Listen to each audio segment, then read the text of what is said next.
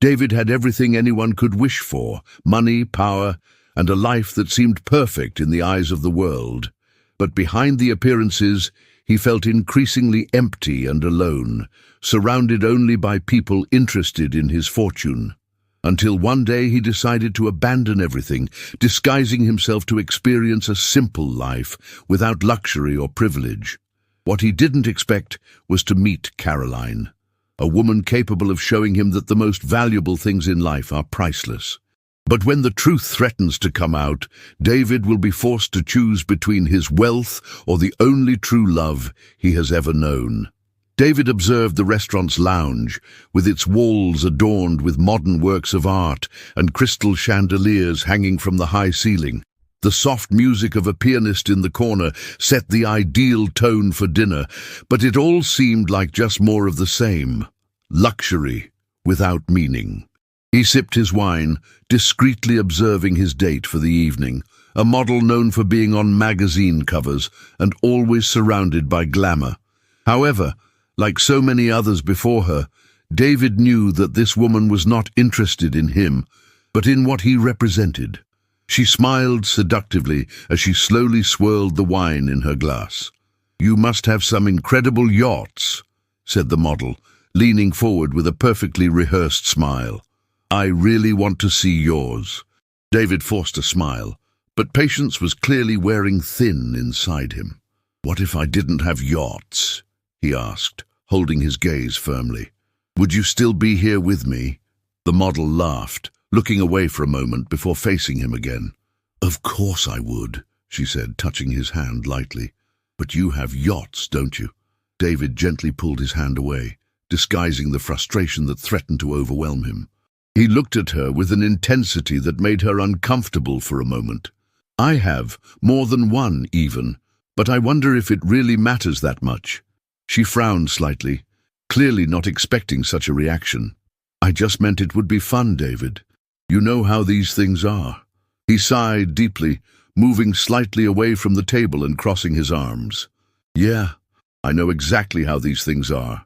An uncomfortable silence settled between them for a few seconds, until it was interrupted by a waiter offering dessert. David politely declined, feeling that he'd had enough of the act. He paid the bill quickly and left the restaurant, the model still talking about future events they could attend together. Her voice had become a mere noise in the background. Arriving at his luxurious apartment, David walked slowly through the huge living room, observing the large windows that revealed a privileged view of the illuminated city.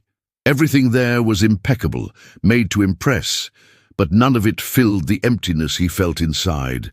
Money had never been a problem. His fortune was immense, built up through years of tireless work and right decisions, but he was beginning to question whether the price he had paid had been worth it.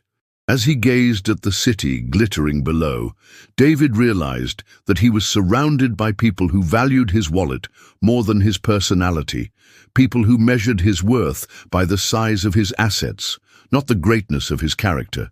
He felt profoundly lonely in the midst of so much wealth and apparent success. The emptiness, which had once seemed small, had become unbearable. That night, David made a decision.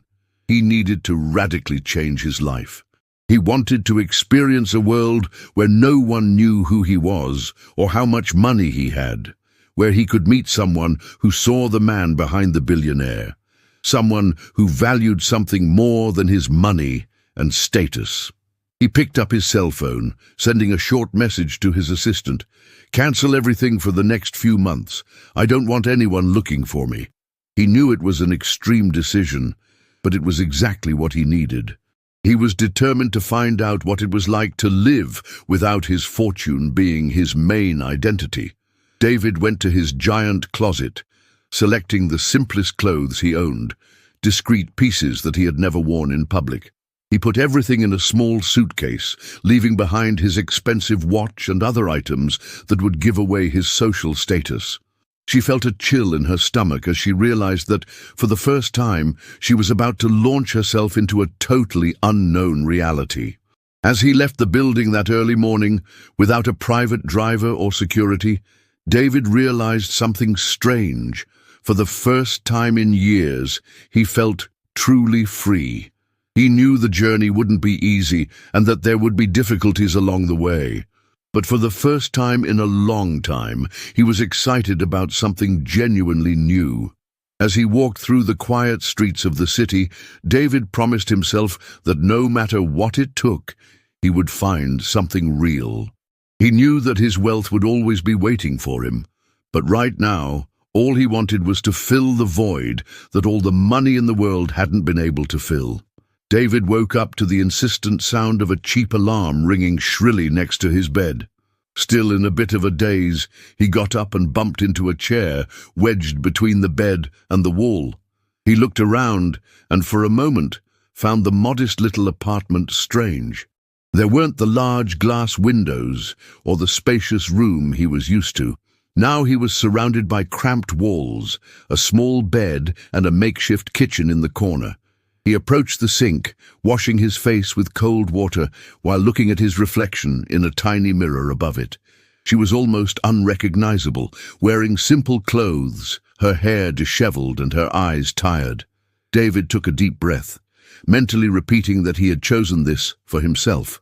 It was time to face his new reality. With no luxury cars at his disposal, David walked to the nearest bus stop.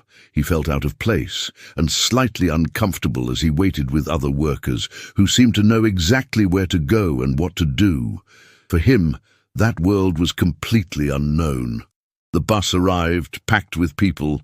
David had to squeeze between tired bodies, clinging precariously to a metal bar above his head. Never in his life had he imagined facing something like this, so different from first-class travel or the comfort of his limousines. But even with the discomfort, a part of him felt a strange pleasure in it all. It was real, raw, and authentic. When he reached the city centre, he got off the bus with some relief. He urgently needed a coffee. He went into a small, simple and busy neighborhood cafe and waited his turn in line while discreetly observing his surroundings. People were chatting animatedly, discussing local news, and none of them gave him more than a brief glance. For the first time in years, he was invisible. When it was finally his turn, David ordered a simple, cheap coffee. Turning distractedly, he bumped into someone coming quickly in the opposite direction, spilling hot coffee on his clothes. "Oh no, great! Now my only sweater is ruined," he grumbled, trying to clean up the dark stain. "Good news," said an amused female voice. "Dried coffee makes a great perfume." David looked up and saw a smiling young woman with bright brown eyes and a warm smile. "Is that a compliment or a polite way of saying I stink?" he replied, feeling instantly disarmed by her presence. "Maybe both," she replied, giving a hearty, amused laugh that lit up her whole face. The woman quickly took a cloth from behind the counter and handed it to David, helping him to dry the stain. "Thank you," he said shyly. "I'm a bit clumsy sometimes." "I noticed," she replied, still smiling. "First time here. Can you tell that much?" he asked, slightly embarrassed. "Yes," she said with a playful tone. "You seem a bit lost. But don't worry, the cafe is great, although dangerous." David laughed softly, feeling at ease for the first time since starting his new life. "I'm Caroline," she introduced herself, holding out her hand. "And I work here in case you hadn't noticed." He shook her hand gently, feeling a strange sense of comfort. "David, and yes, I did notice when you came running towards me with a full tray." Caroline smiled, shaking her head. "Hey, I was in a hurry, and you were clearly distracted. Let's just say the blame is divided." David raised an eyebrow, feigning indignation. "I disagree, but I'm willing to take that deal." They exchanged another relaxed smile, and David realized how much he was enjoying this simple, spontaneous conversation. It was different from the calculated conversations he was used to having in his previous world. There were no hidden interests or intentions behind every word, just two strangers exchanging pleasant conversation. "Well, David," said Caroline, turning slightly away to get back to work, "I hope to see you here more often. I promise I won't spill coffee on you next time." He smiled genuinely, feeling welcomed in that modest space. "I'll make good on that promise."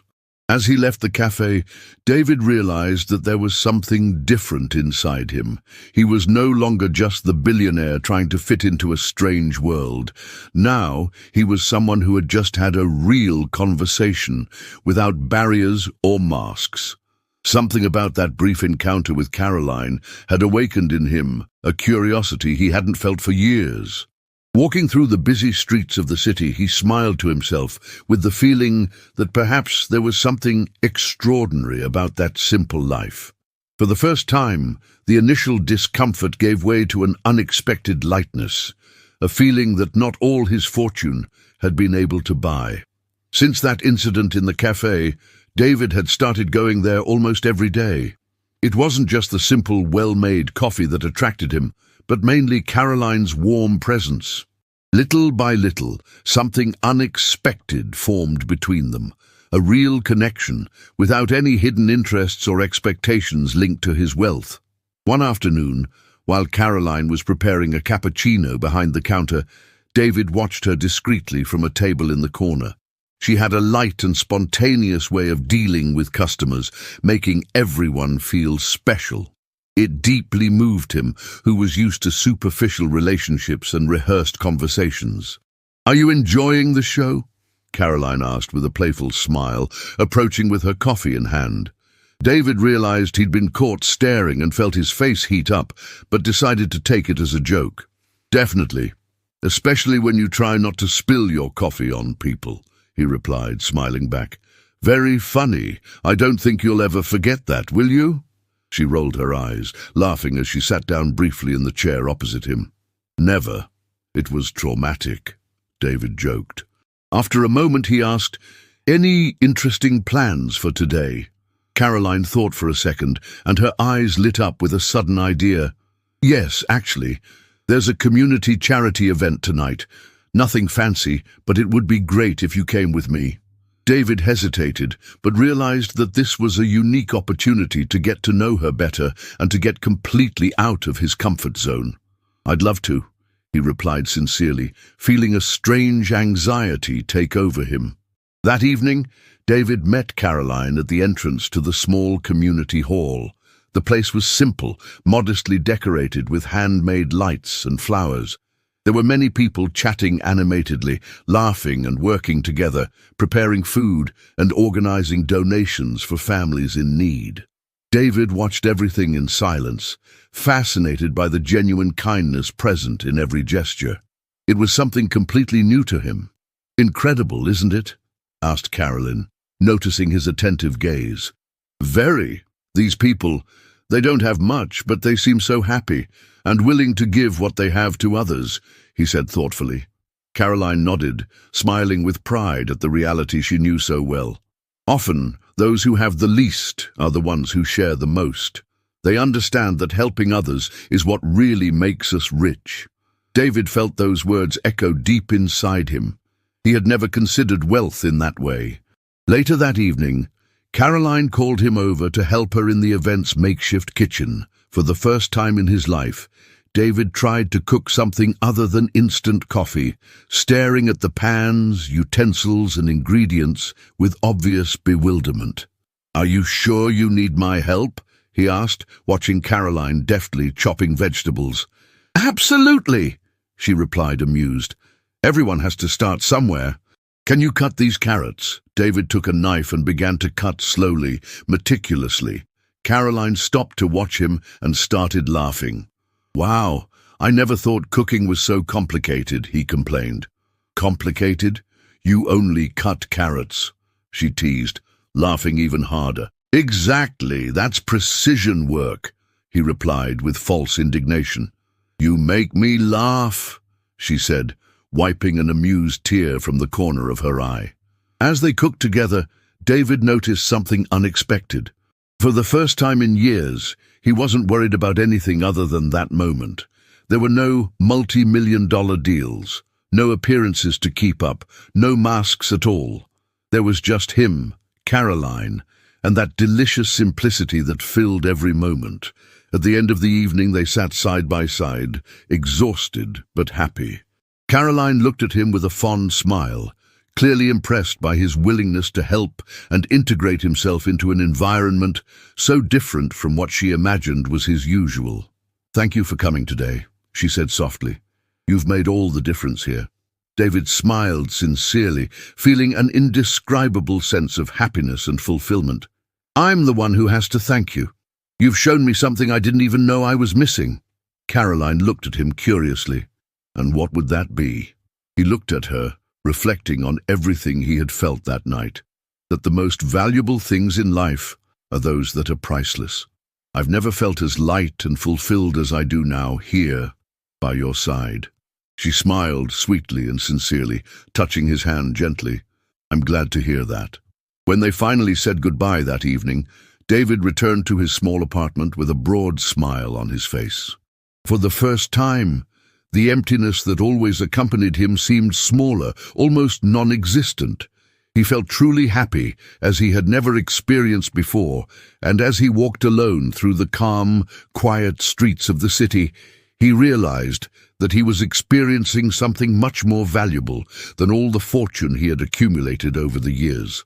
He was discovering who he really was. And best of all, Caroline was by his side on this journey, even though she didn't know exactly who he had once been. That night, David fell asleep with the absolute certainty that he had found something really special, something worth fighting for. As the days went by, David and Caroline grew even closer. What had started out as a light and casual friendship was now gaining depth, real feelings forming quickly.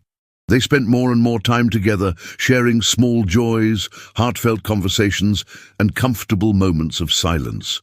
But as the relationship grew, so did David's internal struggle. The guilt of keeping his true identity a secret began to weigh heavily on his conscience. One cold, rainy afternoon, David arrived at the cafe and immediately noticed something different in Caroline's eyes.